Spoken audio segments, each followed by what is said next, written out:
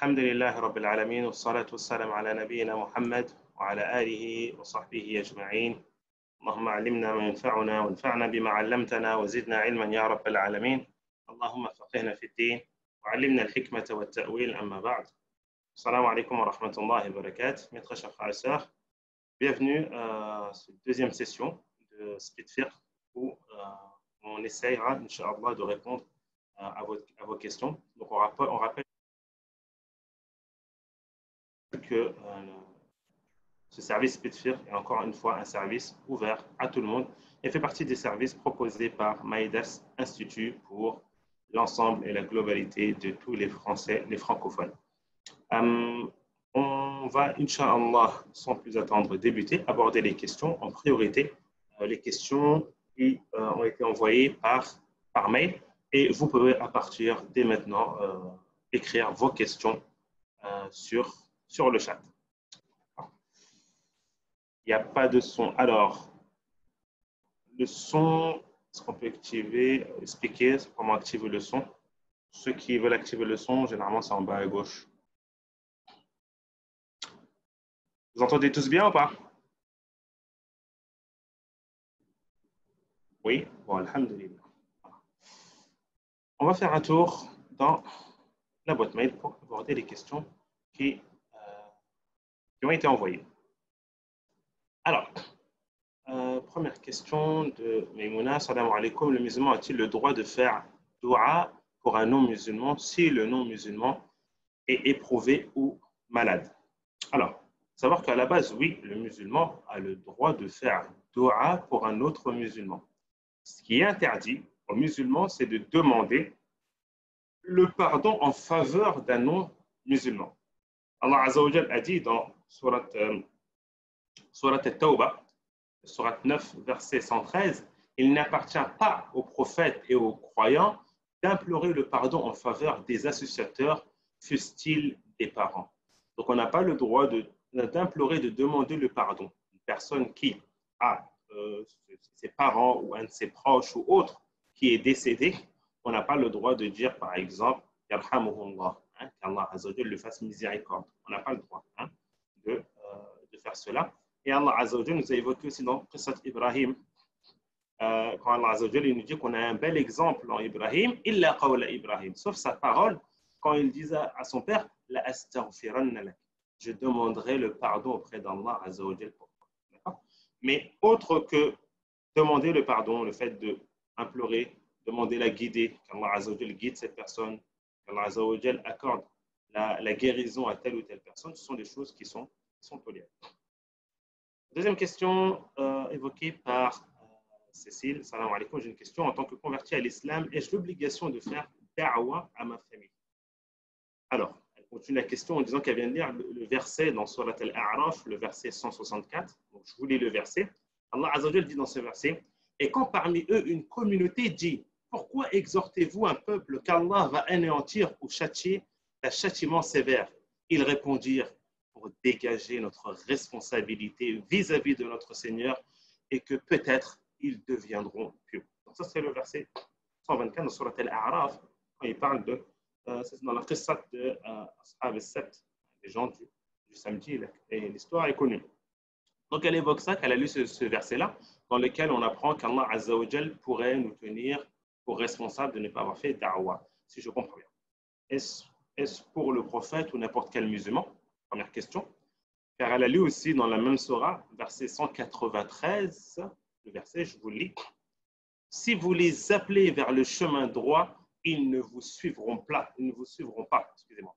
Le résultat pour vous est le même que vous les appeliez ou que vous gardiez le silence.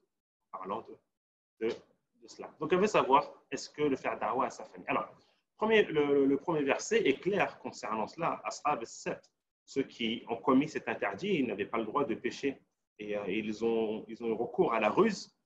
Les gens qui n'ont pas suivi, qui n'ont pas eu recours à la ruse, ont conseillé ces gens-là. On fait ce qu'on appelle al-amru bil ma'ruf wa nahy 'anil munkar.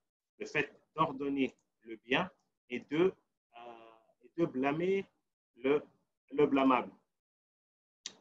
Donc, ils ont fait ces devoirs-là et lorsqu'on leur posait la question, ils ont dit « Qalu ma'ziratan ila rabbikum ». C'est peu qu'on ait une excuse auprès d'Allah. Donc, on se doit, oui. Est-ce qu'on doit faire da'wa à notre famille? On dit oui, on se doit de faire da'wa. Juste avant, je réponds sur le deuxième verset, 193, car il y a une mauvaise compréhension. Ce verset-là, il parle de qui? Il parle, Allah Azza wa Jal parle des fausses divinités. Il dit aux gens, si vous appelez ces fausses divinités, ils ne vous répondraient pas. Ça ne sert à rien, en gros, de les appeler, de les invoquer, vu qu'ils ne pourront point vous répondre. Donc, dans le verset 193, Allah Azza wa Jal, il fait référence, il parle des fausses divinités, pas des personnes en soi. Mais il est demandé de faire da'wa aux musulmans. Et le Nabi sallallahu alayhi wa sallam a fait da'wa jusqu'à la fin, jusqu'à l'agonie de la mort. Son oncle, il a fait la da'wa à son oncle pour qu'il embrasse l'islam. Donc, on fait la da'wa à sa famille avec sagesse. On se doit de faire وَجَادِلْهُمْ بِالَّتِي هِيَ أَحْسَنُ. En parlant des gens du livre. Allah Azza wa Jalla nous a dit جَادِلْهُمْ, et débat et parle avec eux بِالَّتِي هِيَ أَحْسَنُ, avec le meilleur des moyens et la bonne parole. Et sachez aussi que la prêche peut se faire aussi d'une manière indirecte. Tu n'es pas obligé de te mettre face à tes parents et leur dire voilà, crois en Allah Azza wa Jal, sois musulman et ainsi de suite. Non. Tu peux la faire de façon indirecte en leur parlant des choses peut-être qu'eux ils aiment, des bienfaits, des aspects de cette religion, le côté social, le côté fraternel, solidarité qu'on peut trouver dans cette religion. Mais on a aussi ce qu'on appelle da'watu as-samita. On a aussi la da'wa silencieuse qui est à travers toi, à travers ton comportement, à travers tes actions et ainsi de suite. D'accord? Mais quoi qu'il arrive, il faut continuer à faire da'wa à la famille. Et c'est vrai que c'est pas facile, mais la personne qui est sincère, qui implore Allah Azza wa Jal de l'aider, Inch'Allah, Allah Azza wa Jal l'aidera et la personne en tirera, Inch'Allah, une grande récompense. On a une question du frère Makhlouf et ainsi qu'on a eu deux questions qui est la barbe et le pantalon au-dessus des chevilles sont-ils autorisés? Donc le frère, je pense qu'il voulait parler sur le statut du port de la barbe. Et deuxièmement, est-ce que de laisser le pantalon en dessous des chevilles était toléré? Donc concernant la barbe, à savoir qu'il y a énormément de hadiths authentiques faisant référence à l'obligation, le fait de laisser pousser la barbe. Le Nabi sallallahu alayhi wa sallam a dit liha, laissez pousser les barbes. Khaliful majous, faites le contraire des mages. Et un jour, une délégation est venue voir le prophète sallallahu alayhi wa sallam. Cette délégation venait était envoyée de la part de Kisra, qui était l'empereur des Perses d'antan. Et cette délégation s'est présentée auprès du prophète sallallahu alayhi wa sallam et ils avaient laissé pousser leurs moustaches et raser leur barbe. Donc le Nabi sallallahu alayhi wa sallam n'avait pas apprécié cette apparence et il leur a posé la question qui vous a demandé de faire cela? Et ils répondèrent que c'est Kisra, donc leur roi, leur dirigeant. Le prophète sallallahu alayhi wa sallam a dit Amma ana rabbi, le prophète a dit moi me concernant, mon Seigneur m'a ordonné de tailler les moustaches et de laisser pousser les barbes. D'accord? Donc il y a énormément de textes par rapport à cela. Après, oui, des personnes des fois peuvent être dans des circonstances, dans des cas de force majeure. Je ne parle pas de difficultés parce que taklif, c'est-à-dire les tâches qu'Allah Azza wa Jalla nous a demandé de faire, les obligations, qu'on appelle les taklif. En arabe, les taklif parce que c'est une charge. Donc, une adoration, forcément, il y a une charge, il y a une forme, il y a une sorte de difficulté. Je ne parle pas de la difficulté, mais je parle des fois des personnes qui peuvent être dans des cas de figure vraiment difficiles. Avec la barbe, ils ont frappé plusieurs portes, peut-être d'entreprises, ils n'ont peut-être pas trouvé de travail. Donc, en cas de besoin, certains savants tolèrent de faire cela, mais ça reste vraiment une permission qui est très, très, très restreinte. Et voilà, quand la personne, elle le fait, il ne faut pas qu'elle le fait avec joie et bonté, mais qu'elle fait cela pour repousser un mal. Quant au pantalon au-dessus des chevilles, alors, on a plusieurs hadiths qui ont été rapportés, mais on a deux cas de figure. On a le premier où le Nabi sallallahu alayhi wa sallam a évoqué que man jarra izarahu khuyala, celui qui laisse descendre son izar. Donc l'izar, c'est les sortes de pagne qui est portée, donc le vêtement, en dessous de la cheville khuyala, avec orgueil. Allah Azza wa Jalla ne regardera pas cette personne le jour du jugement. On a un premier hadith par rapport à ça. On a un deuxième où le prophète sallallahu alayhi wa sallam a dit Ma asfal al-ka'bayn fa fin nar. ce qu'il y a au-dessus, en dessous, excusez-moi, en dessous, en dessous des chevilles, c'est au feu. Donc, on a deux hadiths. Et les savants, lorsqu'ils expliquent ces hadiths, ils disent qu'on a deux cas de figure. On a celui qui fait cela par orgueil, et là, c'est beaucoup plus grave, de laisser descendre son pantalon, ses vêtements par orgueil. Je parle pour les hommes, bien sûr. Eh bien, cette personne-là, Allah Azza wa Jalla ne la regardera pas le jour du jugement. Quant au deuxième cas de figure, celui qui le délaisse, qui laisse son pantalon, son vêtement descendre en dessous des chevilles, Allah, c'est ma asfala ka'bayn fa finnar. Cette partie-là sera en enfer, au feu. Petite parenthèse que j'ouvre par rapport à cela, après je continue toujours dans l'explication. Les savants disent que hadith al-wa'id, hadith où il y a une sentence où le prophète sallam évoque une punition, ils disent que le mieux ce n'est pas de ne pas les expliquer, de ne pas apporter une explication. Pourquoi? Pour que ça garde ce côté fort auprès des gens. Quand on entend ce hadith et qu'on dit ma asfal al-ka'bayn fa finnar, ce qui est en dessous des chevilles, c'est au feu, ça entre guillemets, ça laisse, comment dire ça, oh, je trouve plus mes mots. Que la personne, lorsqu'on entend ça, ben, c'est une forme de da'wa et de réveil. Donc, ils disent que le hadith et le wa'id, c'est pour cela que souvent, vous trouvez les savants, ils abordent ce passage-là, ou même dans les ouvrages, et ils n'évoquent pas, ils ne s'attardent pas sur l'explication de cela. D'accord? Donc, on a ces deux cas de figure-là. Donc, les personnes ne font pas. Certains disent oui, mais il y a un autre hadith. Bon, il y a certains savants qui évoquent cet avis-là aussi. Un autre hadith de Abu Bakr qui est venu voir le prophète sallallahu alayhi wa sallam et son izar, il descendait en dessous de cheville. Et le prophète sallallahu alayhi wa sallam lui a dit oui, tu ne fais pas cela, toi, par orgueil. Tu ne fais pas cela par orgueil. Certains savants disent donc on a le droit de le faire si ce n'est pas par orgueil. Mais à savoir que le cas de figure de Abu Bakr a un cas bien précis, c'est que Abu Bakr, son izar, en fait, ce n'était pas voulu. Ce n'était pas voulu de la part d'Abu Bakr. Donc, il n'y avait pas la volonté. C'était son izar, il descendait. D'accord? Donc, ce n'était pas quelque chose qui était voulu par Abu Bakr, donc on ne peut pas utiliser ce hadith. Bien sûr, il y a des cas où la personne, en cas de besoin, d'accord, que ce soit un chantier où elle a besoin de couvrir cette partie pour une sécurité, ou bien en cas des fois de malformation, soit de cacher cela. Il a été rapporté que Ibn Mas'ud cachait ses fines jambes, il descendait son panne pour cacher ses fines jambes. Donc, quoi qu'il arrive, oui, certains savants ont évoqué que si ce n'est pas fait par orgueil, on a le droit.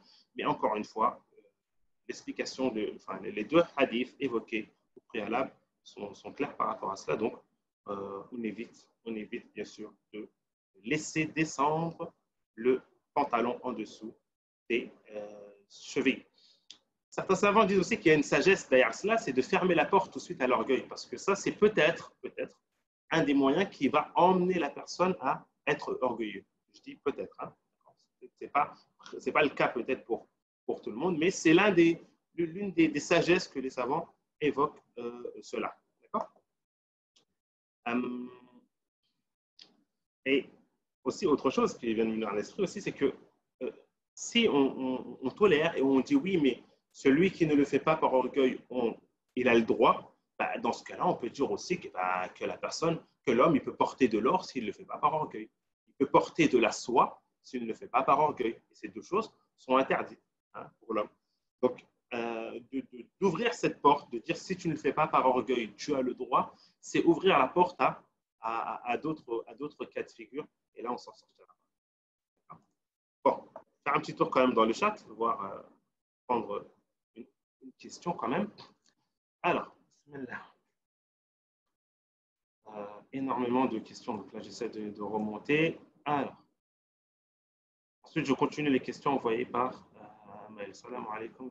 J'ai une question, comment avoir la certitude et l'ikhlas dans nos actes d'adoration? Comment avoir la certitude et l'ikhlas, le fait qu'on est sincère pour Allah Azza wa Jal, tout simplement qu'il n'y ait personne d'autre dans ton cœur lorsque tu fais cette adoration.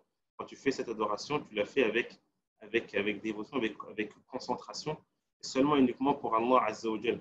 que si tu te retrouverais dans un autre endroit où tu serais victime d'une épreuve ou autre, eh bien, que tu continuerais à être dans cet élan.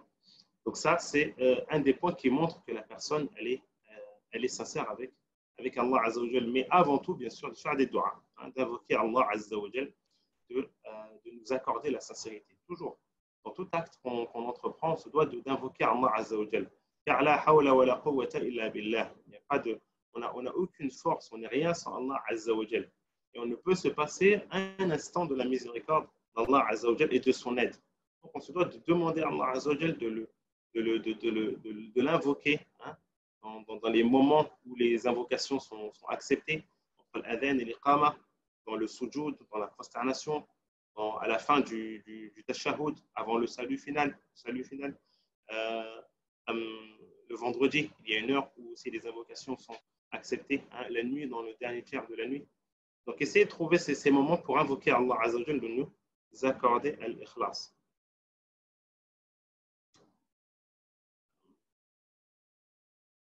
Est-il permis de faire les petites ablutions sans laver le nez ni la bouche pendant le ramadan pour éviter d'avaler de l'eau sans le vouloir? Le Nabi sallallahu alayhi wa sallam dit dans un hadith, baligh fil istinshaq illa an takuna sa'ima. Exagérer dans l'inspiration de l'eau, sauf si tu es en état de jeûne. Les savants ont déduit de cela que la voie nasale, le nez, est un conduit qui mène, est une voie qui mène à l'estomac. De ce fait, on n'a pas le droit d'exagérer. Mais on peut le laver même en état de jeûne. Hein. Même en état de jeûne, on peut laver sa bouche et son nez. Rien n'interdit cela d'introduire, si ce n'est qu'une petite quantité d'eau dans le nez ainsi que dans la bouche. Donc c'est quelque chose qui est vraiment faisable et il n'y a pas de gêne à cela.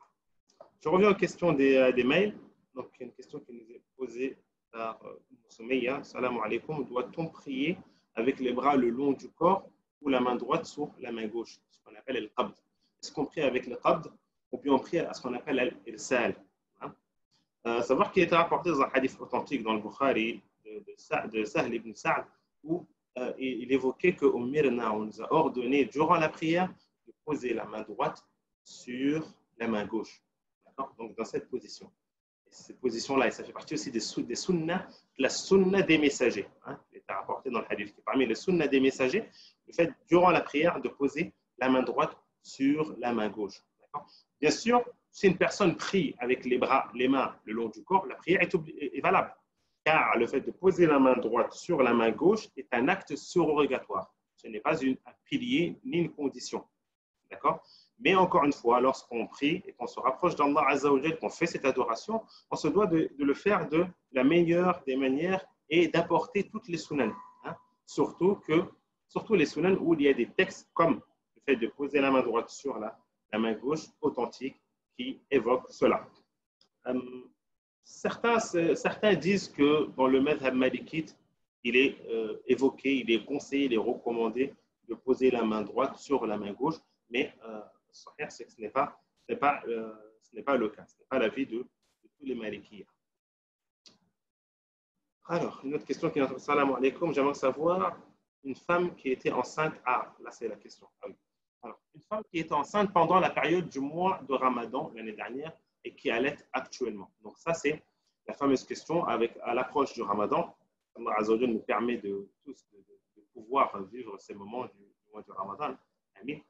Et dans de bonnes conditions, en espérant que le contexte actuel s'améliore et qu'on pourra vivre, Inch'Allah, et passer un Ramadan normal.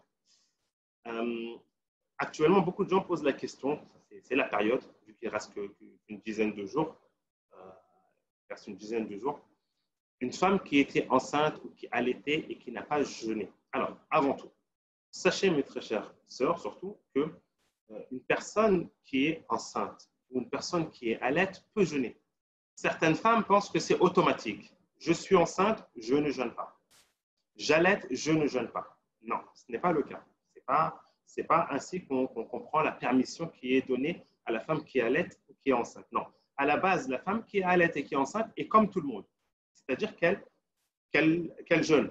Mais il lui est donné la permission, si elle a peur pour elle, ou peur pour l'enfant, peur pour l'enfant, je parle au niveau qu'il n'y ait pas assez de lait, ou peur pour le bébé qu'elle a dans le ventre et des problèmes qui n'est pas tout ce qu'il faut pour s'épanouir et grandir comme il faut, il est permis de rompre le jeûne. Donc, supposons qu'une personne a jeûné 10 jours et là, elle commence à ressentir une fatigue. Elle ressent que, par exemple, le lait n'est pas comme les jours précédents. Donc, elle se dit, je vais m'abstenir de jeûner pendant un jour ou deux, trois, le temps de reprendre des forces. Oui, c'est dans ces cas de figure-là que c'est toléré. D'accord? Mais de penser que c'est automatique, je suis enceinte, je ne jeûne pas 30 jours, ceci est faux. Attention, hein? D'accord? Donc, ça, c'est le premier cas. Alors, bien sûr, pourquoi est-ce que la question est chaque année posée à ce moment et on reçoit beaucoup de questions, car c'est une question où il y a énormément de divergences. Les savants ont divergé dessus. Alors, on a un avis, le premier avis qui est l'avis d'Ibn Abbas et d'Ibn Omar, qui est que la femme qui est enceinte, elle apporte une compensation, c'est tout. Elle a juste à payer une fidia, une compensation, et elle n'a pas besoin de jeûner. Donc, c'est un premier avis qui est apporté par Ibn Abbas et Ibn Omar.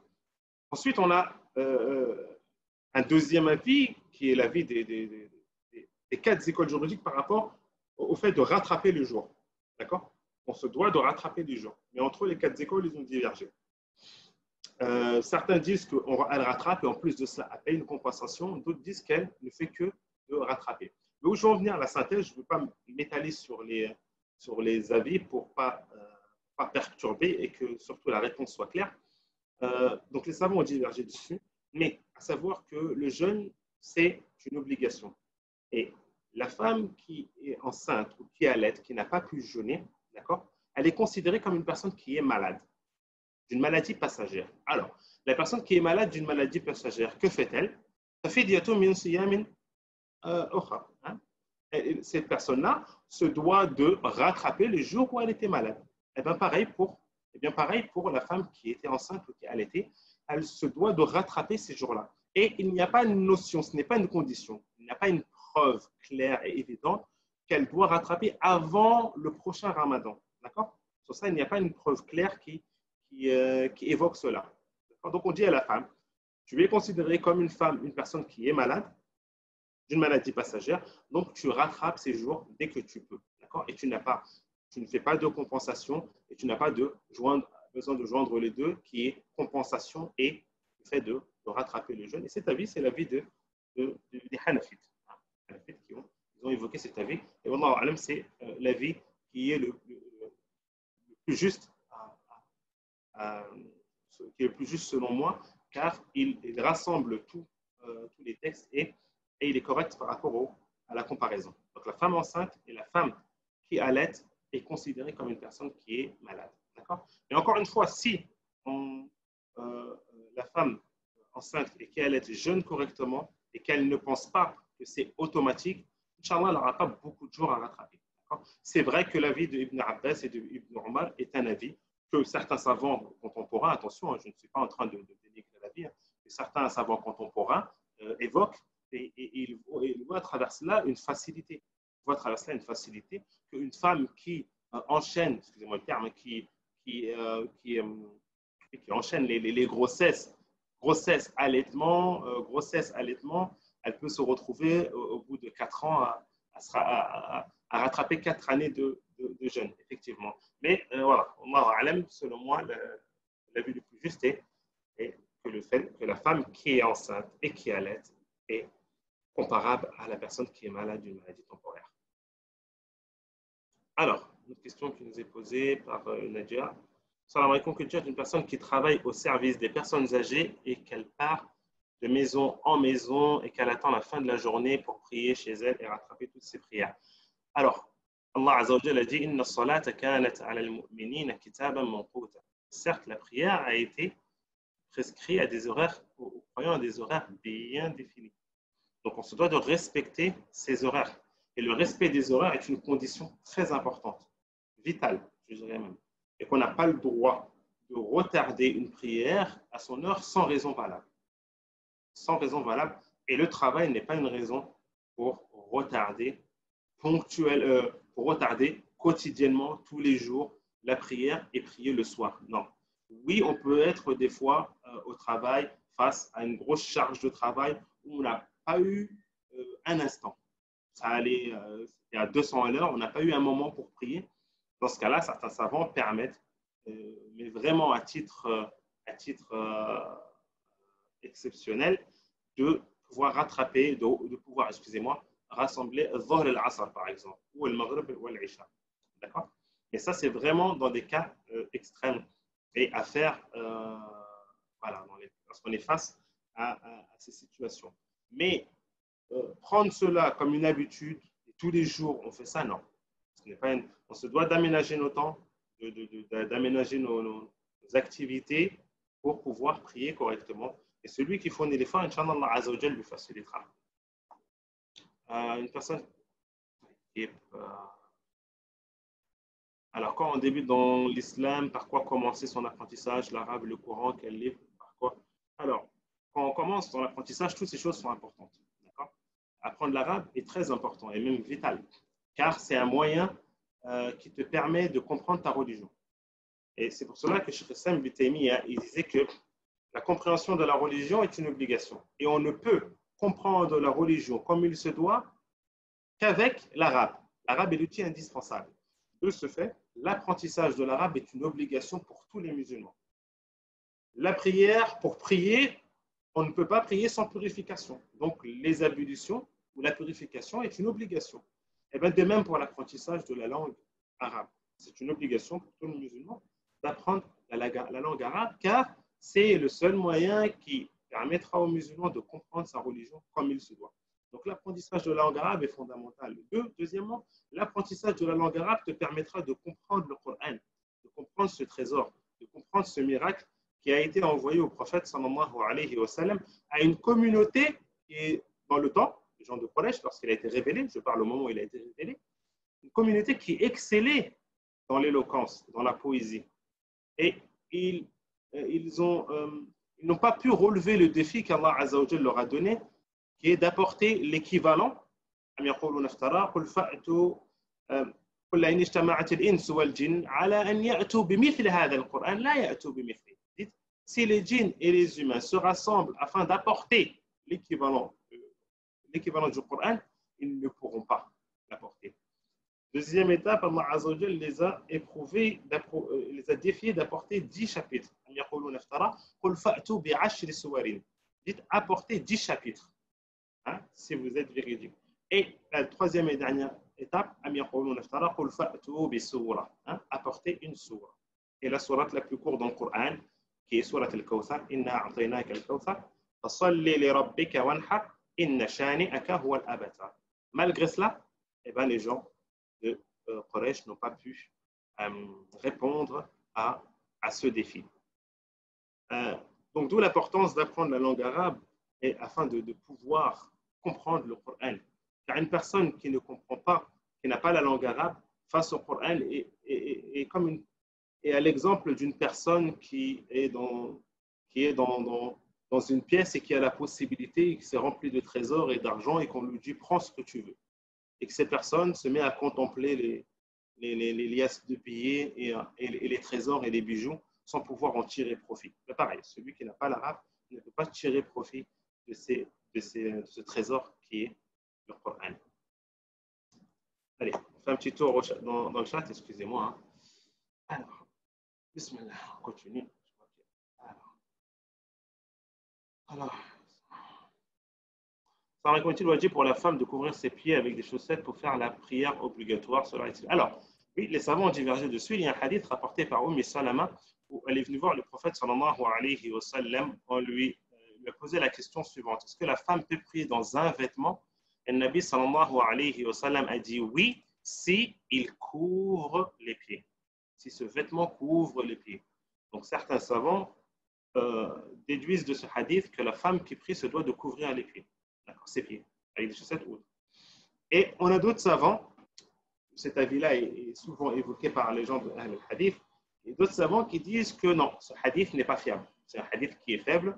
De ce fait, la femme a le droit, sa prière est valable si elle prie les pieds découverts. D'accord. Moi, ce que je conseille, le Le conseil que je donne à chaque fois est de sortir de la divergence et de couvrir les pieds, si ce n'est qu'avec des chaussettes.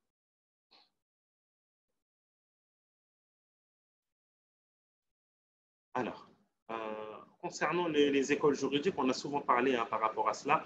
Les écoles juridiques, à la base, les écoles juridiques n'est autre qu'un moyen pour faciliter l'apprentissage. Donc, une personne qui souhaite apprendre et apprendre selon de bonnes bases, on lui demande de choisir une école juridique. Et les gens qui font partie de la masse, qui ne font pas partie ne font pas partie des gens des gens de la science, eux, ces personnes-là se doivent de trouver une personne en qui ils ont confiance, en sa religion et ses connaissances. Ces personnes peuvent être une personne physique ou morale et poser la question. Alors, qu'est-ce qu'il est l'année d'un homme qui ne prend pas en charge son enfant et qui ne l'a pas encore vu depuis sa naissance? Quoi qu'il arrive, les problèmes qu'il peut avoir dans les couples qui fait en sorte que le couple soit séparé ou autre, l'enfant n'a rien demandé dans cela. Et c'est une obligation au mari de subvenir aux besoins de l'enfant. Même s'il a divorcé de sa femme. Oui, après avoir divorcé sa femme, ce n'est pas une obligation de subvenir aux besoins de sa femme. Donc, si son ex-femme l'appelle en lui disant « j'ai besoin d'argent pour moi », d'accord, après que le divorce ait eu lieu et que la période est terminée, ce n'est pas une obligation pour l'homme. Mais quant à l'enfant, oui, se doit de subvenir aux besoins de l'enfant et d'apporter et de contribuer et d'être présent. Donc, c'est une responsabilité et l'homme n'a pas le droit de délaisser cet enfant et de ne pas vouloir le voir comme ça, comme si c'était quelque chose qu'on choisissait comme ça. Non. On se doit de prendre nos responsabilités, même si on est en désaccord avec la maman, ce n'est pas une raison, l'enfant n'a rien demandé, on se doit de subvenir aux besoins de cet enfant et de lui accorder ce droit qui est l'éducation. Hein. L'éducation est subvenir à ce besoin.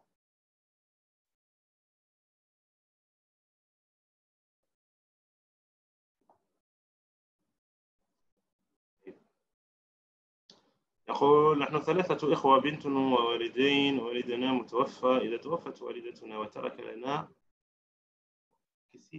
كسيسية لا أعرف ما معنى كسيسية الذي سأل الأخ فؤاد كسيسية لتقسيم لا أعرف ما هي القسيسية لعلك تبين ما هي القسيسية. Alors, la question était posée en arabe, j'ai répondu en arabe. C'est une question sur l'héritage. Le kississia, je ne sais pas ce que c'est. Alors, une sœur convertie est contrainte de ne pas prier par ses parents. Que doit-elle faire? Peut-elle prier assise ou allongée? Il y a une règle où les savants ils disent que la ta'at li makhlouq fi ma'siyat al-khaliq. On n'obéit pas à une créature pour désobéir au créateur. Donc le droit d'Allah Azza wa Jal est un droit qui est suprême et il passe avant tout. Bien sûr, il y a des dérogations, il y a des permissions pour ceux qui se trouvent dans des cas de figure difficiles. Concernant ces personnes, voilà, elle évite de prier devant ses parents, elle essaie de trouver un endroit où voilà, elle est à l'abri du regard de ses parents dans sa chambre. C'est de trouver un endroit, de chercher, de voir, même si c'est à l'extérieur de la maison, hein, trouver un endroit où elle peut prier. S'il s'avère que maintenant elle est face à une situation, le temps de la prière va bientôt sortir, elle est chez elle, elle ne peut pas sortir, ses parents sont présents, oui, à titre exceptionnel, elle pourra prier assez.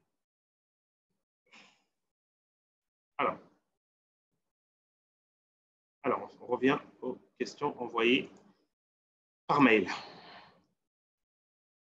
Alors, une question de Mamadou. Salam alaikum, quand tu pries, par exemple, Dhuhr, et que tu as un doute si tu as eu tous les 4. Est-ce que tu as fait 4 rak'at? Comment réparer sans reprendre à zéro? Alors, une personne qui a un doute dans la prière, si elle a un doute entre 2 et 3, elle ne sait pas. Elle a prié Dhuhr, elle ne sait pas est-ce qu'elle a fait 3 rak'at ou 2 rak'at. Hein?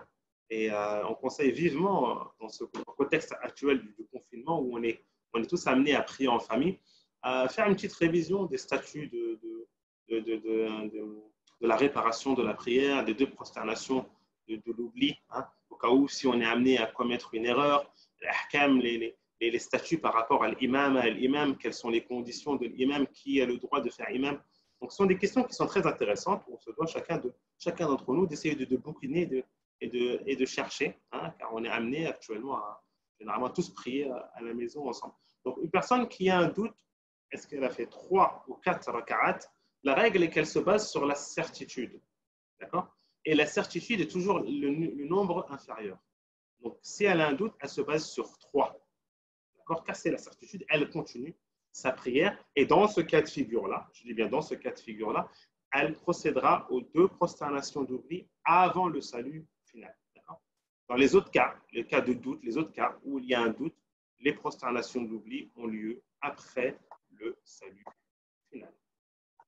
Alors, un employé qui est payé 4,5 €, je pense que vous voulez dire ça, par de l'heure, 2 fois moins que le SMIC, il a voulu arrêter, mais son employeur lui mettait la pression et elle a commencé à prendre de la caisse de son employeur pour combler combler. Donc, tu le rembourser Alors, à la base, les musulmans على شروطهم إنما البيع عن تراض. Les musulmans restent sur leurs conditions et que il y a une autre règle qui dit que la vente ou la transaction, elle est basée sur le consentement. Si à la base, eux, ils se sont mis d'accord que ils le payent 4,5 € de l'heure, qui est vraiment un taux d'horaire très minable, surtout si la personne elle vit en France. S'ils sont mis d'accord sur cela, il ne peut pas venir et se faire justice soi-même. Pourquoi? Parce que ce n'est pas, entre guillemets, bon, même si à la base, c'est interdit par la loi. D'accord? C'est à la base, c'est interdit par la loi. Mais là, je ne parle pas du côté juridique, hein, je parle vraiment du côté religieux. Hein. À la base, s'ils sont mis d'accord sur cela, ils se doivent de respecter cet accord. Après, s'il n'est pas d'accord ou il voit qu'il a pris connaissance que ce n'est pas le taux du SMIC, ben, il revient voir cette personne, le patron, et lui évoquer son mécontentement. Et bien sûr, à la base, le patron n'a pas à proposer une somme aussi petite.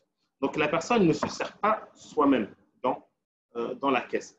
On a une mas'ala qui s'appelle mas'alat al-dhafar. Ils appellent mas'alat al-dhafar, qui est, cette mas'ala la question consiste à lorsque une personne a pris un bien, d'accord, a pris de l'argent, et tu as la possibilité, toi, de récupérer cet argent sans qu'il le sache, derrière son dos. Est-ce que tu as le droit de le faire ou pas? Ce qu'on appelle mas'alat al-dhafar. Comme le cas ici, la personne elle a accès à la caisse, elle se dit, ben voilà, ben moi, on me paye pas mon droit, d'accord? Dans ce cas, je me sers. Les savants ont divergé dessus, cette question. Et certains savants disent que non, on ne prend pas. Pourquoi? Parce que si demain, tu prends, d'accord, tu peux être facilement accusé de vol, car tu n'es pas toléré, il ne t'est pas permis de te servir dans la caisse. Donc, encore une fois, toujours dans ces cas de figure-là, on conseille les gens vraiment d'être transparents et d'aller voir la personne et lui dire, voilà, c'est de l'esclavage, ce que tu es en train de faire. Donc, mettons tous les points sur les i, hein, posons tout à plat et partez sur un nouvel accord. Question dit, j'ai un ami qui fait la salat l'asr 15 minutes avant son heure précise car il a entendu d'une personne. Alors, encore une fois, on a évoqué que la salat était prescrite à des temps bien précis. On n'a pas le droit de prier avant l'heure. C'est interdit. Celui qui prie avant l'heure, sa prière n'est pas valable. D'accord? S'il s'avère que vraiment c'est avant l'heure, que l'asr est à 16h et la personne prie à 15h45, ceci n'est pas valable. Elle n'a pas le droit de faire cela. D'accord? Allez, on revient vite fait au chat et on continue. Parce qu'il y a aussi pas mal de questions qui ont été envoyées par mail. Donc, vous avez la possibilité d'envoyer des questions sur notre site, dans la rubrique, dans l'espace ouvert à tous. Vous avez la rubrique en bas, Speedfire, en bas, déposer une question, et vous pouvez déposer une question. Allez, on continue. Alors, pour une personne victime d'incontinence urinaire, doit-elle refaire ses ablutions pour chaque prière? Ça, c'est ce que les savants appellent salasel bawl. Hein? Celui qui est victime de salasel bawl, hein? Maladie, celui qui a une maladie chronique. Ça peut être urinaire, ça peut être des fois des gaz, ça peut être pire, Donc, ces personnes-là, avant tout, celui qui est victime de ça, il se doit de s'approcher d'une personne et poser la question et de ne pas garder ça pour soi, hein, de ne pas avoir honte et de garder ça pour soi. D'accord? Cette personne-là qui est victime d'incontinence urinaire, son statut est le suivant. Il doit attendre le début de chaque prière. Supposons que le Dhuhr est à 13 heures. Ben, il attend 13 heures, il fait ses ablutions, il se purifie. Ensuite, il porte des couches, ne pas salir ses vêtements. Il porte des couches et ensuite il prie. Il a le droit de prier, même si durant sa prière, il y a de l'urine qui sort ou autre. Il a le droit de prier avec ces ablutions-là, les prières surrogatoires. Donc, il peut faire 2 raka'at et 2 raka'at avant Dhuhr, ce qui font 4. Ensuite, faire la prière obligatoire de Dhuhr et ensuite faire les prières surrogatoires qui sont après Dhuhr. Il peut prier tout cela avec les ablutions. Comment choisir? Ça, elle a été évoquée par mail. On va la voir. Quoi ta question par mail? Salam alaikum, j'ai une question. Alors, est-ce qu'une femme elle peut voyager sans mahram? Alors, à la base, la femme elle ne voyage pas sans mahram. Et dans le hadith, plusieurs hadiths qui ont été rapportés par Ibn Abbas. Et certains savants tolèrent le voyage de la femme sans mahram si c'est pour une adoration. Et souvent, ils donnent l'exemple du hajj. D'accord? Que la femme elle peut voyager si c'est pour une adoration, mais il y a des conditions. Il faut qu'elle se retrouve dans un groupe de femmes, que le moyen de transport utilisé est un moyen qui est sécurisé. D'accord? Donc, la femme ne voyage pas sans mahram. Je ne parle pas, bien sûr, des cas de force majeure. Excusez-moi, je reviens sur notre boîte mail pour voir les réponses qui ont été posées. Alors, le Sharita qui a posé la question au cours de Fiqh Hanbali, le professeur a expliqué qu'il était autorisé à la femme qui a ses menstrues de réciter le Coran. Cependant, j'ai entendu un avis qui l'interdisait dans le madhab, c'est le madhab Hanbali. Oui, alors, effectivement, la majorité des savants dans le madhab Hanbali interdisent de lire que la femme qui a ses menstrues lit le Coran. Certains disent même que cette interdiction est plus grave que la personne qui est en état d'impureté majeure. D'accord? Il y a une autre version dans le madhab, une version qui est tenue par même Ibn Aqil et Cheikh al-Islam aussi, Ibn Taymiyyah, qui dit que la femme qui a ses menstrues, elle peut lire, elle a le droit de lire. Mais encore une fois, l'avis le plus répandu chez les Hanbalites, parce que là, c'est une question bien précise que la personne pose, c'est que la femme, elle n'a pas le droit de lire. D'accord? Alors, on a une question d'une personne nommée Sonia. Alors, toutes les questions, mes très chers frères et sœurs, en relation avec les problèmes conjugaux, avec le mari, qu'au lieu de régler ses problèmes, est parti prendre une seconde épouse, ou bien tous les problèmes qui sont en rapport avec le mari, je ne peux pas répondre sur ces questions en live comme ça. Parce que ce sont des questions qu'on demande à ces personnes-là de se présenter devant une tierce personne qui a des connaissances religieuses, afin qu'elle puisse écouter de deux parties. Si on se base que sur un mail envoyé par une personne, on peut donner un conseil ou orienter une personne vers une chose qui n'est pas bon et être la cause de la destruction d'une famille et que le divorce est prononcé. Voilà, que ça. Donc, toutes les questions qui sont liées à un problème de couple, on ne pourra pas y répondre. Désolé. Autre question. Alors, est-ce que de changer ses dessous à chaque prière pour une femme, on est obligé, ou bien est-ce qu'avec des papiers toilettes est suffisant? Encore une fois, mes très chers frères et sœurs, il n'y a aucune preuve fiable, authentique, qui évoque que les pertes blanches pour la femme est une impureté. Il n'y a aucune preuve. Et ça, c'était quelque chose qui était présent dans le temps du prophète, sallallahu alayhi wa sallam, et il n'y a aucun hadith qui a été rapporté sur cela. Salam alaikum, alors, il est permis d'acheter des jouets pour des enfants avec des représentations comme... alors, les jouets pour les enfants, les savants, ils ne pas dessus. Concernant, par exemple, les poupées pour les filles et autres, on a le droit avec des représentations. Donc, ça, il y a une divergence. Certains savants disent qu'on a le droit. Pourquoi? Parce qu'ils disent qu'il y a l'imtinan. C'est-à-dire que ces objets sont des objets qui sont amenés à être jetés, à traîner dans un bac, à être piétinés. Hein. Donc, ce ne sont pas des objets excusez-moi, qui seront exposés et mis en valeur, d'accord, dans une vitrine, dans une étagère ou autre. Et ils disent que ça, c'est la chose qui interdit la personne, qu'elle commence à accorder de l'importance à ces choses-là et de les mettre en valeur. Mais si ce n'est pas le cas, si c'est un jouet qui traîne, hein, on a le droit. C'est pour ça que les savants ont toléré, par exemple, c'est pas qu'on tolère, mais le mieux n'est pas de faire des tapis où il y a des représentations. Ils disent ça, c'est pas trop grave, car les tapis, ce sont des choses où les gens, ils marchent, hein, ils marchent dessus. Et voilà, il y a ce qu'on a, les petits nains. Certains d'autres savants disent non, ils interdisent, sauf si ça a une forme, ce n'est pas que la poupée ou l'ours ou autre n'a pas été fait dans le moindre des détails. Non, ça reste quelque chose de global, comme les poupées chiffon. Certains savants, ils tolèrent par rapport à cela. Et comme je vous ai dit, le tabit, certains savants disent non, ce sont des jouets, les enfants ils les prennent, ils les jettent. Voilà, il n'y a pas lorsqu'on regarde l'une des finalités des interdictions de ces objets, hein, que ce soit les représentations, excusez-moi, c'est que ceci emmène à ce que la personne, un jour, peut l'emmener à vénérer, à accorder de l'importance à cette chose.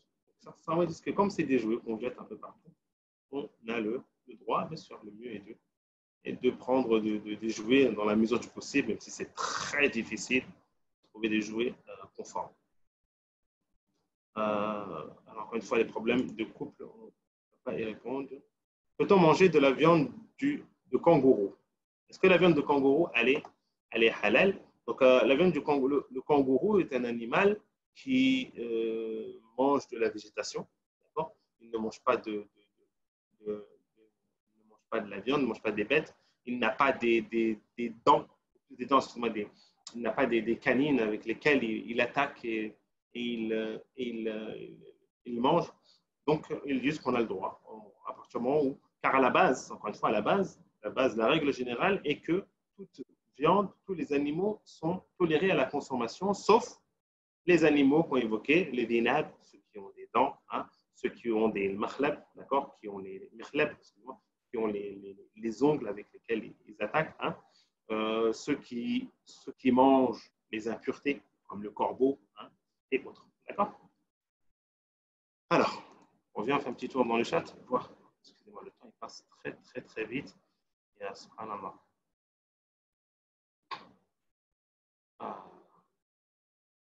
Alors, toujours souvent des personnes ont des envies de se lancer dans l'apprentissage, de se rapprocher d'Allah Azza wa Jal, et des fois ils disent quel chemin prendre. Il faut commencer, d'accord? Il faut commencer et ne pas se dire je remets ça après, à plus tard, et se laisser aller par les tentations ou les waswas et les talbis de shaitan, d'accord? Donc la personne, à partir du moment où elle est motivée, elle veut apprendre, il ne faut pas qu'elle retarde. Elle se présente auprès d'une personne qui, Inch'Allah, l'orientera. Et d'accord. Les questions demandées. Ah, mais désolé, on ne peut pas répondre aux questions comme ça de manière brute. Hein. Vraiment désolé. Alors,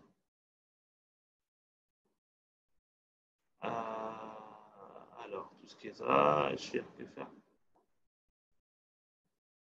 Si on dort, comme cher que faire si on dort dénudé durant la nuit? Je n'ai pas compris.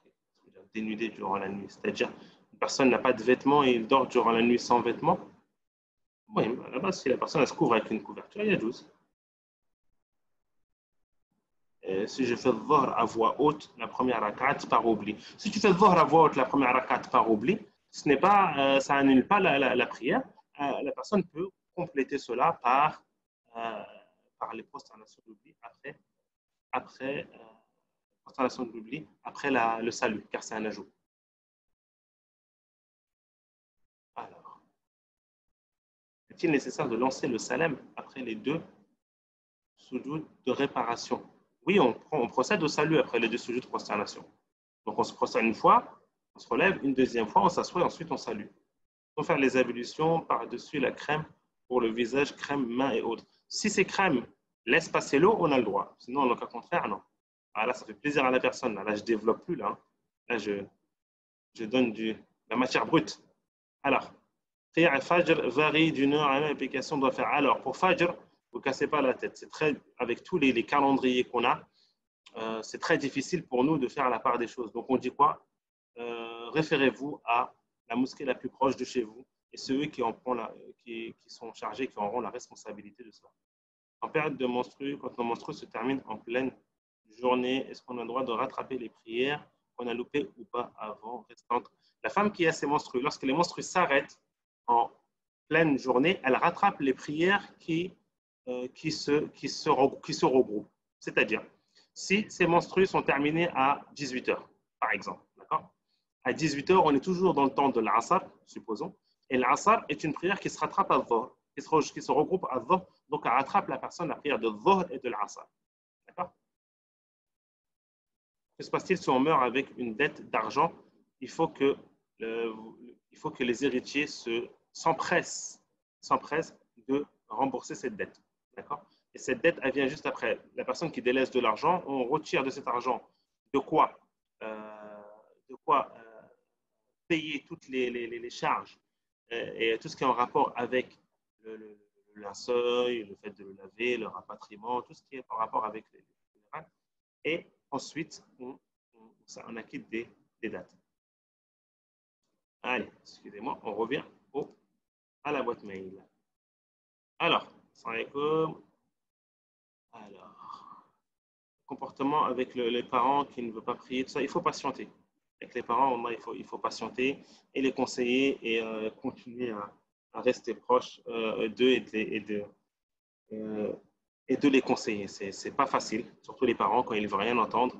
C'est pas facile, mais il faut continuer. On ne sait peu qu'un jour, il écoute votre parole et faire des doigts, faire énormément de doigts. M'éclairer par rapport à Zakat el-Mal, comment savoir? Alors, Zakat el-Mal, rapidement, Zakat el-Mal est une obligation, c'est l'un des piliers de l'islam. Les personnes souvent trouvent des problèmes pour comment calculer Zakat el-Mal. On dit que l'argent, généralement, on se base sur le seuil, il y a une dit l'argent, c'est ce qu'on se base sur le seuil de l'or ou de l'argent. Le seuil de l'or est à peu près de 300 euros, excusez-moi, de 3000 euros aux alentours, et le seuil de l'argent tourne aux alentours de peut-être les 500 euros et des poussières. Donc, souvent, des savants disent qu'on se base sur l'or, car c'est ce qui est de plus fiable. Donc, une personne, lorsqu'elle a atteint les 3000 euros, elle atteint le seuil. La petite lumière s'allume. Si une année s'écoule et qu'elle reste toujours au-dessus de cette barre, elle devra verser la zakat au bout de cette année. Donc, de rassembler l'argent qu'elle a dans son compte, sous l'oreiller et autres, et de sortir la zakat. Alors, comment on choisit les gouverneurs dans la charia? Dans la charia, à la base, pour choisir le gouverneur, il y a trois choses. Soit cette personne-là, elle est choisie par Ahlul Hill wal Aqd, par les personnes sages et douées de raison, d'accord, dans un pays. Un groupe de personnes, ils choisissent ces personnes-là. Ce n'est pas tout le monde. Un groupe de personnes, c'est les gens qui sont posés, les gens qui ont l'expérience et autres. D'accord? Deuxièmement, soit cette personne, elle est désignée par l'ancien responsable. D'accord? Comme ce fut le cas d'Abou Bakr lorsqu'il a désigné Omar. Et on a le troisième qui est par la force. Par la force. Celui qui prend le pouvoir par la force. Ce fut le cas aussi de certains khulafas de Bani Umayya et d'autres aussi de Bani al-Abbas. Donc on a ces trois trucs-là. Il n'y a pas ce système de parti politique ni d'élection. Alors, on continue. Une femme qui veut divorcer, encore une fois, tout ce qui est question couple, excusez-moi. Alors, salam alaikum, l'heure d'été, certains mosquées ont mis l'heure de la salat Jumu'ah à 13 h ou 13 h 30. Al-Jumu'ah, il y a l'avis chez les Hanbalites, et c'est un avis qui sauve beaucoup de gens en France et facilite énormément, qui est que le temps de l'Jumu'ah, on a le droit, il commence avant Dhuhr. Le temps de l'Jumu'ah, il commence bien avant Dhuhr en se basant sur le hadith de Jabir. Donc, on a le droit de commencer le Jumu'ah avant son heure. Et ça, c'est que chez les Hanbalites qu'on a le droit. Et beaucoup de mosquées prennent de cet avis-là Ils font même plusieurs Jumu'ah. On arrive dans certaines mosquées, ils font même trois Jumu'ah. Alors, ça, je ne sais pas.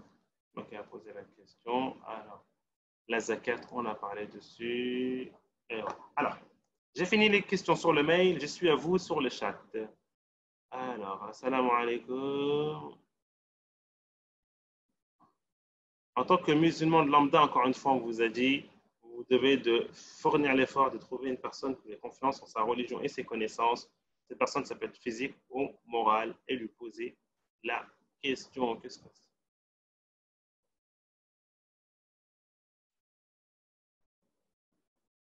se passe-t-il si on meurt avec une dette d'argent pour deux cas? Une personne qui a une dette avant sa conversion à l'islam se doit de la donner, même si c'est avant l'islam, se doit de donner cette dette-là, et pendant sa religion. Dans les deux cas, la dette doit être restituée. Un homme junub peut-il rester dans la mosquée 1 heure? Non, l'homme junub ne reste pas dans la mosquée. Il ne reste pas dans la mosquée. En état d'impureté, s'il est en état d'impureté majeur, hein, il doit sortir de la mosquée. Salam alaikum, quels sont les avis concernant les héritages qui contient en partie de la riba? L'héritage, si la personne qui est morte avait fait un prêt, par exemple, et il avait laissé de l'argent à intérêt, on dit aux enfants, s'il a terminé la personne de rembourser son crédit et qu'il reste cet argent, les héritiers ont le droit de profiter de cet argent. Dans le cas contraire, on leur demande de rembourser rapidement cette dette.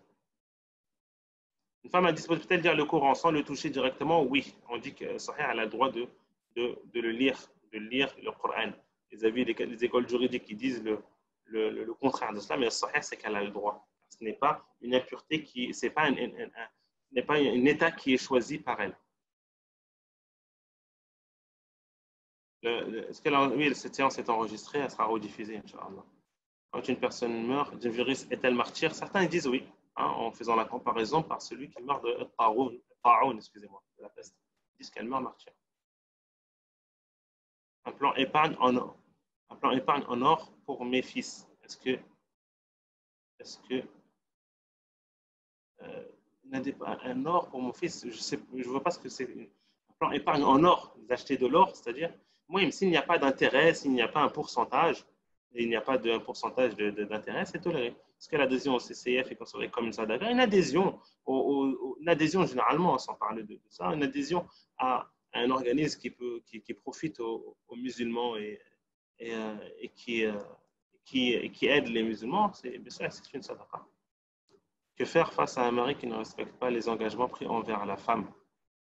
Et moi, quoi qu'il arrive, tout ce qui est par rapport au couple, nous, on conseille, bon, après c'est facile à dire, mais toujours de patienter et de toujours sortir, de trouver la solution de la médiation.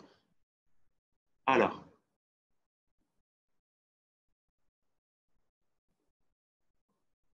un enfant de 7 ans bien avancé dans le Coran, est-ce qu'il peut guider la prière? Ce qu'on appelle le mumayyiz, oui, sahih, il peut. La vie sahih, c'est que le mumayyiz, celui qui a 7 ans, il peut diriger la prière. Si, bien sûr, il faut qu'il se purifie correctement. Il y a un hadith qui a rapporté par certaines femmes dans le temps du prophète, on dit couvrez donc les parties intimes de ce jeune enfant qui priait, qui a envoyé ses parties. Alors, quoi qu'il arrive, le fait d'écouter la musique n'est pas quelque chose qui est conseillé, qui est toléré. Et Ibn Abbas, il a évoqué dans le verset de Surat Al-Luqman, le verset 6, en parlant en parlant que ceci faisait référence à la musique.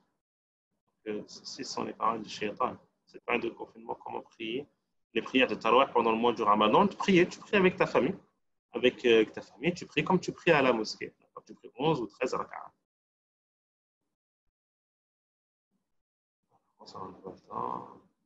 Comment vous comporter pour faire qui ne fait pas du bien? Alors, il faut patienter, ça on a répondu. Après, Al-Fajr, quel mode de calcul? Encore une fois, il y a énormément de calendriers. La problématique en hiver et en été est toujours la même. Elle se répète chaque année. Ce que je conseille, moi, aux personnes, c'est de se fier aux horaires de la mosquée. Et voilà, c'est eux qui seront, entre guillemets, responsable de cela. Ce qui nous a permis d'attendre 15 minutes avant l'Asr pour faire le salat de Dhuhr et ensuite on fait l'Asr. Ça, c'est ce qu'on appelle le Jam' al-Souri. Les savants, les Hanafites, c'est eux qui ont évoqué cela. Et la personne, si elle est dans un cas de figure où elle est prise par une charge de travail, elle n'a pas trouvé le temps de pouvoir prier, il y a juste, on a le droit. On a le droit de faire ça. Parce que tu es toujours dans le temps. Assalamu alaikum, est-ce qu'on peut fêter les anniversaires ou pas? Le Nabi sallallahu alayhi wa sallam est arrivé à Médine et il les a trouvés en train de fêter une fête. Et le prophète sallallahu alayhi wa sallam a dit que Allah Azza wa Jal vous a remplacé ces fêtes par deux fêtes qui sont meilleures, qui sont Eid al-Fitr et Eid al-Adha. Donc nous, on a deux fêtes. Deux fêtes, c'est-à-dire on parle de quelque chose qui est présent chaque année. D'accord? Je ne parle pas d'un événement. Je suis content, mon fils a eu son bac, et ben, je fais un repas. Non, ça, tu as le droit. Mais je parle de choses qui est répétée chaque année, et ben, on n'a que deux fêtes. Tout ce qui est répété chaque année, on a deux fêtes et pas trois. J'aimerais savoir quelle est la vie juridique pour le fait de serrer la main à un homme ou une femme. À la base, la personne ne serre pas la main ni à un homme ni à une femme. On n'a pas le droit de toucher une personne qui est étrangère. Bon, actuellement, avec le problème du coronavirus, l'affaire est presque réglée au travail. Mais c'est vrai que c'est le contexte du travail. Le travail est un cas qui est difficile. On essaie de faire le maximum pour pouvoir ne pas avoir à serrer la main aux personnes. Je sais que ce n'est pas facile. Et on se doit de craindre Allah Azza wa Jal avec tout comme on peut. Alors, quand on récite quelque chose avant de commencer la prière, on dit directement Allahu Akbar. On met juste l'intention de faire la prière et l'intention reste quelque chose d'intérieur. On ne le dit pas à voix haute. Quel est l'âge requis pour un homme pour se marier en islam? Il n'y a pas d'homme. Il n'y a pas d'âge. Il n'y a pas d'âge. Surtout si la personne elle est face à la peur de tomber dans le zina ou autre, ça devient une obligation pour lui de se marier s'il a les moyens. Il n'y a pas d'âge. Est-ce qu'une femme peut réciter à voix haute pendant les prières le Fajr al-Maghrib? La femme elle peut réciter à voix haute s'il n'y a pas à côté d'elle des personnes étrangères, des hommes étrangers.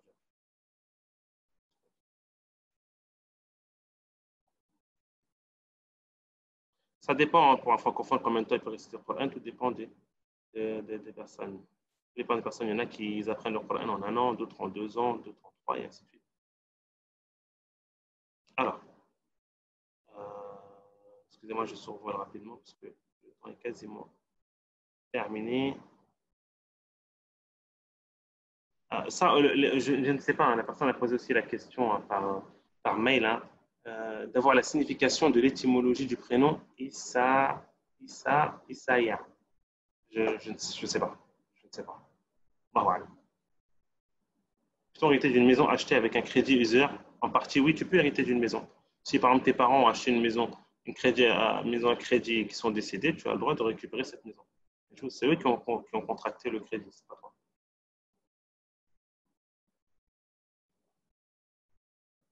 Donner Jésus au lieu de Issa, quoi qu'il arrive, les noms, les prénoms, choisir un bon prénom pour l'enfant, c'est un droit pour l'enfant. Et ça a beaucoup de sens, ça représente pour lui quelque chose. Donc on se doit de ne pas avoir honte, de ne pas se cacher, de dire je veux donner un prénom à mon fils à connotation je ne sais quoi, comme ça il trouvera du travail ou autre. Non, on se doit d'être fier et de garder ces noms-là ont effet. N'oubliez pas, Ibn Qayyim, il a parlé sur ça.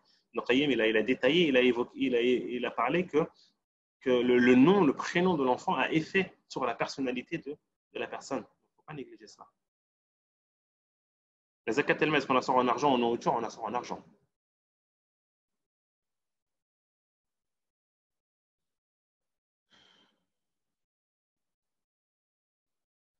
Alors, tout ce qui est les problématiques rencontrées dans le travail au niveau de la prière. Je sais que ce n'est pas facile. On est dans un pays qui, entre guillemets, n'est pas aménagé, que le travail n'est pas aménagé à nos adorations.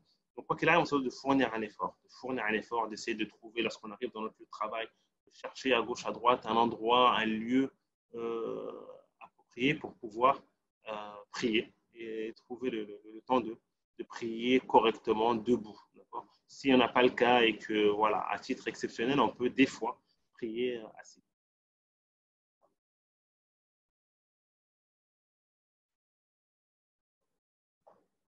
Voilà. ce qui est action en entreprise, en société, acheter des parts, tout dépend de l'activité de la société. Si la société, son activité est haram, on n'a pas le droit d'acheter des parts dedans. Si son activité elle est halal, on a le droit d'acheter des parts. Car acheter des parts, c'est acheter une partie de la société. Si, bien sûr, d'ailleurs, il n'y a pas de contrat avec un intérêt ou autre. D'accord. Il y a trop de questions. Et on va survoler et prendre les dernières questions. Vraiment, vraiment désolé de ne pas pouvoir répondre à toutes vos questions. Alors, vous avez pas mal de questions sur Zakat el-Mal, quoi qu'il arrive. On va peut-être aborder un jour ce sujet-là.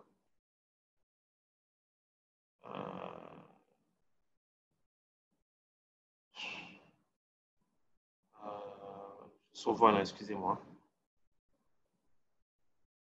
Alors, pour tout ce qui est question Coran, tout ça, franchement, je vous invite à vous référer à l'un de nos enseignants à l'Institut Maïdas, qui est le frère Abdelkarim, fondateur du projet Vive le Coran. Et il pourra vous donner des bons exemples, de bons conseils pour cela, pour prendre un nouveau départ. Alors, c'est une personne. Alors, ça, on l'a évoqué.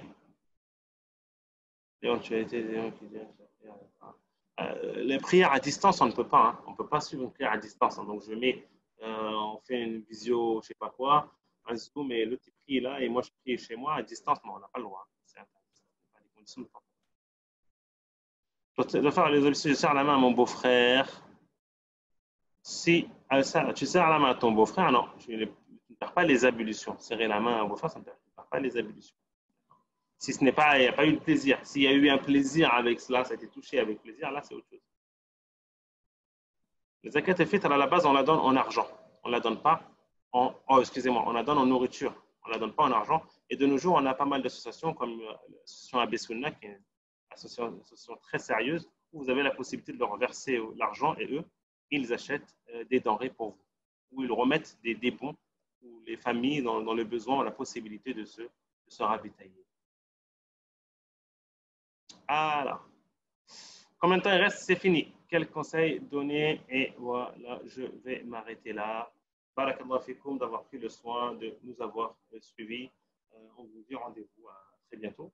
Pour ça, on ne sait pas, vous serez tenus informés, Inch'Allah. Pour cela, inscrivez-vous à la newsletter, à l'espace ouvert à tous, afin de profiter de nos services gratuits, que ce soit le cercle de lecture, qui aura lieu bientôt aussi, ainsi que Speedfir, et d'être tenu des informations, pourquoi pas, d'une prochaine session d'inscription pour ceux qui n'ont pas eu l'occasion de s'inscrire à nos formations. Vous pouvez vous inscrire en liste d'attente aussi, bien sûr, et vous serez les prioritaires pour la prochaine session. Barakallahu fikum, wallahu a'lam, wa sallallahu ala nabiyyina Muhammad wa ala alihi wa sahbihi ajma'in, wa akhir da'wana, alhamdulillahi rabbil alamin.